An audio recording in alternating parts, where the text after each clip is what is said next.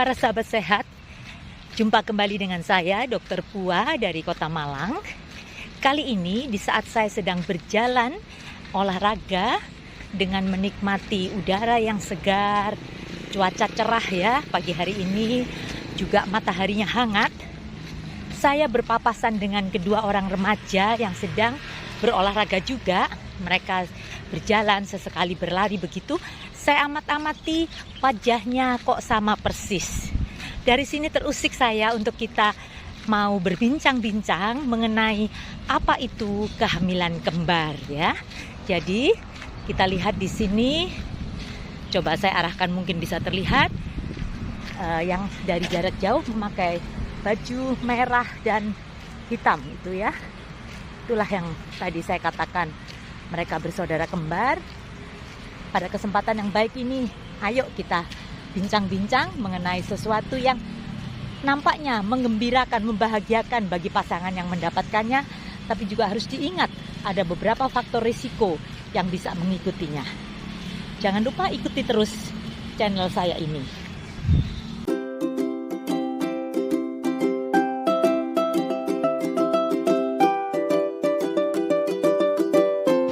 Para sahabat sehat, berbicara mengenai kehamilan kembar atau dalam istilah kedokterannya disebut gemeli, itu secara definisi adalah kehamilan 2 atau lebih janin ya. Jadi baik itu kembar 2 disebut juga gemeli, kembar 3 atau triplet itu juga gemeli 3 begitu ya. Jadi nampaknya hal ini memang menyenangkan ya. Saya pun dulu pertama kali saya menikah, 2 tahun pertama mendapatkan kehamilan tapi berakhir dengan keguguran, itu saya terlintas kepingin gitu kalau hamil lagi, pengen punya anak kembar. Tapi ternyata Tuhan tidak izinkan, saya mempunyai anak 1, kemudian 19 kemudian dapat lagi 1 lagi. Jadi walaupun jaraknya dekat tapi tidak kembar begitu ya. Pada kesempatan yang baik ini para sahabat sehat, kita harus tahu bahwa pembuahan sel telur, jadi yang wajar biasanya kan 1 sel telur dibuahi oleh 1 sperma begitu ya. Akhirnya berkembang menjadi 1 janin.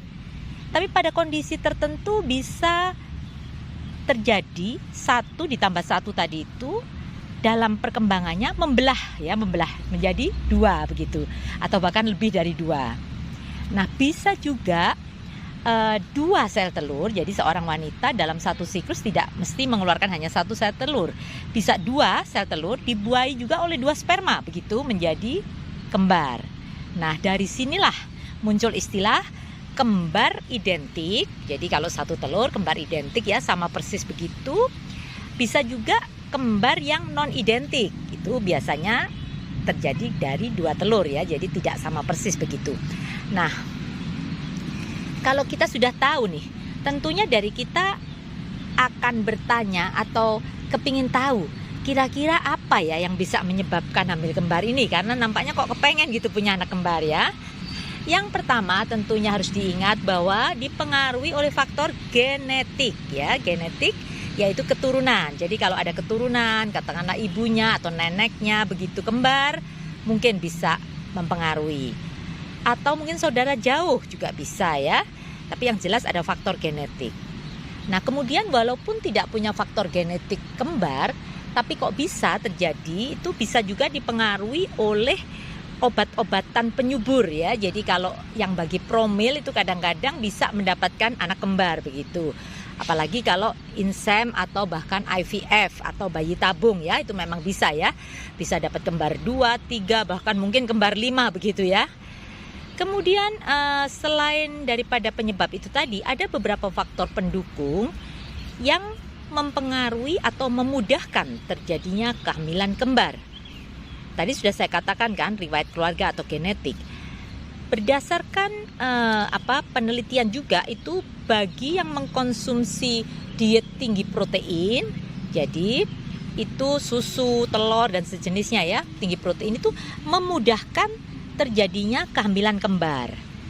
Kemudian bagi pria bila mengkonsumsi zinc itu juga bisa mempengaruhi. Kemudian walaupun ini belum pasti, ada jurnal yang mengatakan bahwa bentuk tubuh ibu yang tinggi besar begitu lebih memungkinkan terjadinya kehamilan kembar. Usia juga ya, jadi usia di atas 35 tahun itu pun juga memudahkan terjadinya kehamilan kembar karena pengaruh hormon yang diproduksinya lebih tinggi daripada usia yang lebih muda. Kemudian ada saran katanya kalau kepingin punya anak kembar, cobalah hamil di saat menyusui karena pengaruh daripada hormon tadi. Juga tundalah kehamilan, jaraknya jangan terlalu jauh seperti itu. Tapi sekali lagi ini belum terbukti secara valid, maksud saya belum pasti kebenarannya, hanya saran-saran saja. Tapi yang jelas faktor genetik itu pasti ada pengaruhnya, kemudian obat-obat penyubur maupun inseminasi ataupun program bayi tabung. Nah, para sahabat sehat, kalau kita sudah tahu tentang apa itu kehamilan kembar, apa penyebabnya dan sebagainya, tentu kita juga pengen tahu nih gejalanya apa sama nih kehamilan kembar dengan kehamilan yang satu saja. Nah, secara logika karena isinya 2 atau bahkan lebih, tentu gejala-gejala yang ditimbulkan lebih parah ya dibandingkan dengan kehamilan satu. Misalkan contoh, mual muntah pada kehamilan muda. Pada hamil kembar lebih parah pastinya karena hormon yang diproduksi kan lebih banyak dibandingkan hamil satu. Kemudian resiko terjadinya anemia, kekurangan besi itu juga bisa ya karena disedot oleh 2 anak atau lebih. Kemudian resiko terjadinya abortus, keguguran ya atau bayi prematur. Ini pun bisa ya. Jadi karena nempelnya plasenta itu belum sempurna, itu bisa memicu terjadinya keguguran. Kalau dia sudah agak besar, risiko terjadi prematur juga lebih besar karena kan tempatnya jadi sempit ya, harusnya diisi 1 orang janin, ini diisi 2 orang atau bahkan lebih, otomatis memudahkan terjadinya kontraksi sehingga lebih waspada terjadinya bahaya kelahiran prematur. Kemudian para sahabat sehat, penyakit-penyakit yang lain seperti diabetes gestasional ya, jadi kencing manis itu di dalam kehamilan ataupun hipertensi ya, preeklamsi, hipertensi dalam kehamilan itu juga meningkat risikonya pada kehamilan kembar. Nah, kemudian pada saat persalinan pun risiko terjadinya operasi sesar juga pasti lebih tinggi ya, walaupun saya tegaskan di sini tidak pasti bahwa kalau hamil kembar itu harus operasi. Tergantung daripada letaknya. Kalau letaknya kepala-kepala, maksud saya kedua bayinya kepala posisi di bawah, bisa lahir normal. Jadi beberapa saat yang lalu saya menolong persalinan rujukan dari puskesmas. Betul sudah puskesmas melakukan rujukan karena memang ini kehamilan kembar. Tapi ternyata saat saya tolong, saya periksa itu normal ya posisinya kepala, ya sudah lahir gantian begitu. Dan besar-besar, 1 bayi 2 kilo 9 on, 1 bayi 2 kilo 7 on begitu. Jadi sekali lagi tidak pasti bahwa kembar itu pasti sesar. Tapi kalau letaknya itu katakanlah keduanya sungsang atau melintang sungsang begitu, otomatis tidak bisa ya, walaupun bayi 1 kalau melintang kan nggak bisa lahir normal begitu ya. Jadi para sahabat sehat, ini perlu diluruskan bahwa tidak pasti kembar itu harus operasi. Nah, kalau tadi saya katakan itu resiko sesar, otomatis di sini resiko terjadinya HPP, perdarahan pasca persalinan.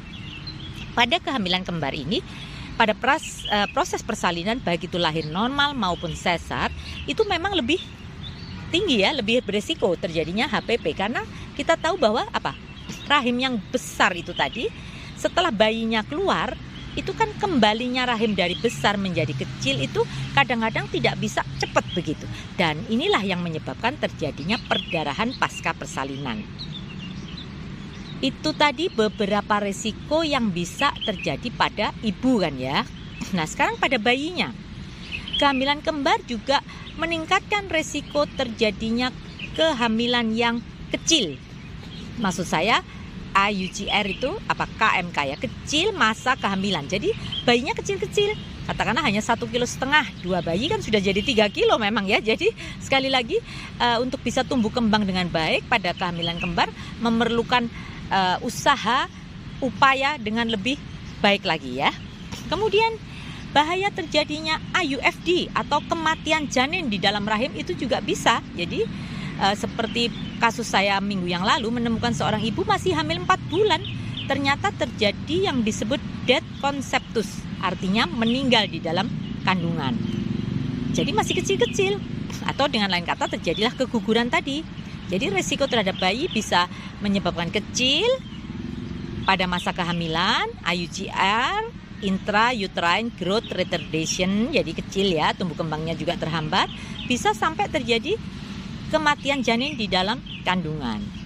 Sedangkan kalau kecacatan dikatakan juga bisa meningkatkan resiko ini, tapi tidak pasti, maksud saya angkanya bahwa kalau ini sekian persen akan menjadi kecacatan, tidak ya. Jadi para bunda yang saat ini sedang hamil, khususnya sedang hamil kembar, jangan takut, jangan galau.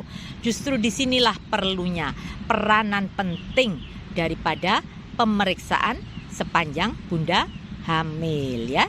Jadi saya katakan bahwa tips dan triknya bagaimana bisa hamil kembar ini bisa berhasil, berjalan dengan lancar, dengan aman saat hamil sampai dengan saat persalinan, itu syarat utama adalah harus melakukan pemeriksaan antenatal care, jadi pemeriksaan kehamilan sepanjang dia hamil. Pada tayangan yang lalu saya sudah membahas mengenai ANC yang berkualitas itu minimal, Kementerian Kesehatan menetapkan minimal ya, saya katakan minimal itu 6 kali. Jadi 2 kali pada trimester pertama, 1 kali trimester kedua, dan 3 kali pada trimester ketiga. Jadi total 6 kali itu minimal. Itu saja pada hamil yang 1 ya, tidak kembar. Otomatis para bunda yang sedang hamil kembar harus lebih intensif.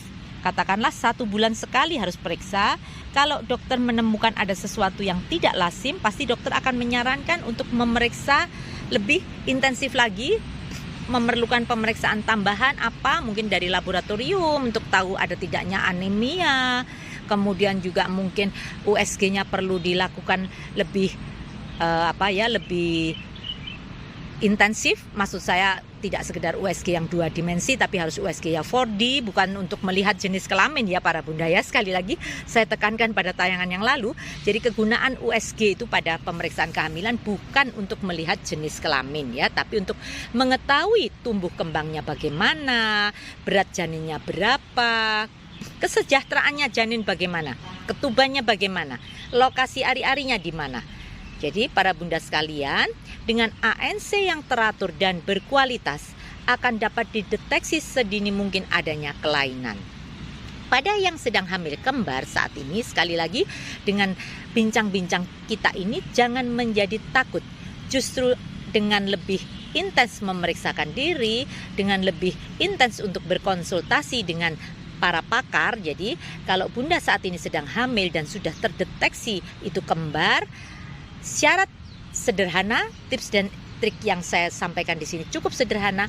Periksa secara teratur, patuhi nasihat dokter, konsumsi makanan yang bergizi, karena yang Anda hidupi saat ini bukan 2 orang, bukan ibu dan janin, tapi ibu dan 2 janin. Itu kalau kembarnya 2, bahkan mungkin 4 orang kalau ibu dan janinnya 3, kalau itu triplet seperti itu.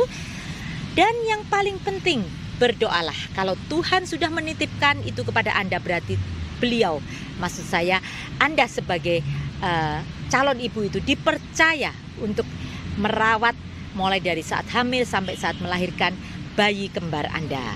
Sekali lagi, salam sehat dari saya, Dr. Pua dari Kota Malang. Sampai jumpa di tayangan berikutnya.